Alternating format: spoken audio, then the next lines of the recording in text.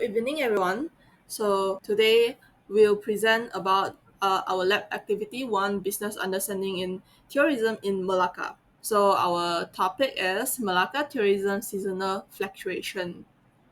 Our problem statement is Malacca tourism industry is critically challenged by severe seasonal fluctuation that creates unpredictable economic performance and inconsistent tourist engagement.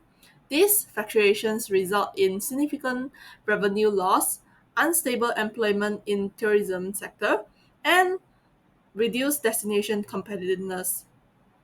The current tourism model fails to leverage Malacca's rich cultural heritage and diverse attractions beyond peak travel periods. For the business context, seasonal tourism fluctuation in Malacca represent a significant economic challenge, potentially causing revenue loss within 30 to 40% during off-peak periods. The current tourism ecosystem is heavily dependent on weekends and holiday concentration, leading to first, inefficient resource allocation, second, unstable employment in tourism sectors, and lastly, reduced destination attractiveness. Hi, my name is Lojek Han. Our project focuses on reducing the impact of seasonal fluctuation in Malacca's tourism industry. To achieve this, we have three key business objectives. The first is to stabilize tourism revenue. We reduce seasonal revenue fluctuation by 35 to 40% to ensure a more predictable income for our business. The second is to increase annual tourist engagement to introduce innovative year-round attractions to encourage more consistent visitor flow. The third is to develop flexible tourism infrastructure, enhance tourism flexibilities to adapt to vary demand levels and improve resource efficiency. Next is the success criteria. The first is to achieve consistent tourism revenues throughout the year. The second is to increase average tourist stay from around 1.8 to 2.2 days up to 3 to 4 days. The last one is to reduce infrastructure underutilization by 25%.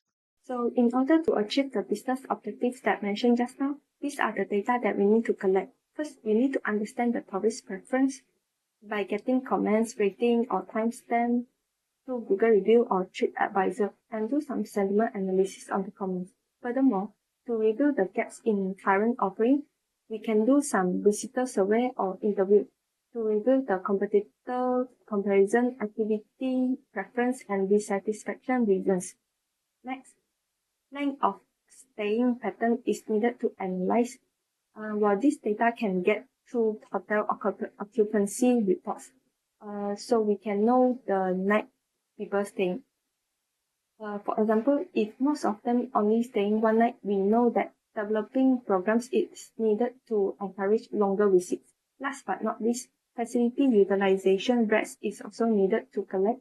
While this data can be collected through the museum or attraction ticket sales, so that we can know exactly when and where crowds drop off, which help us strategically boost underperforming periods and locations. Hi.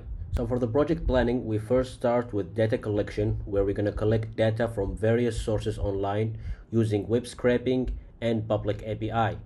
Then we're going to go to data preprocessing, where we're going to delete any irrelevant variables and remove duplicates or missing values using either Excel or Python. Later, we're going to do some analysis, which we're going to build some insight based on the data using some Python libraries like Pandas and NumPy. After that, we're going to do some visualization. So we're going to plot the result of the analysis phase using Python Matplotlib and Seaborn library. Lastly, we're going to do some reporting, which we're going to conclude all the findings, results, and plots and put them in one document.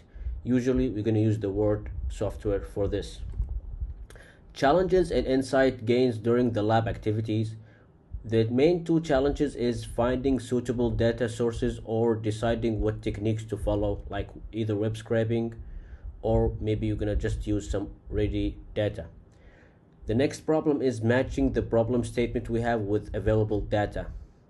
Some insight we have find is that there is no enough data source on Melaka tourism sector online, so we need to create our own using web scraping.